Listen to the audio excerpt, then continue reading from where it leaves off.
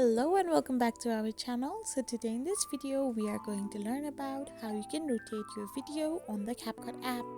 So without wasting much of our time, let's get straight into the video. So first and foremost, all you need to do is simply scroll through your home page and tap open your CapCut app.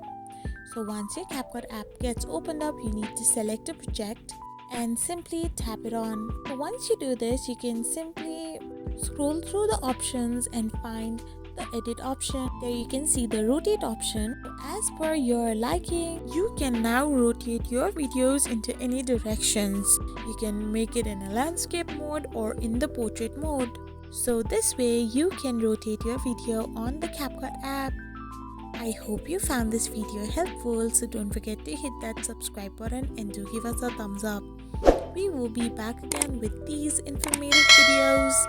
Thank you for watching and don't forget to hit that bell icon.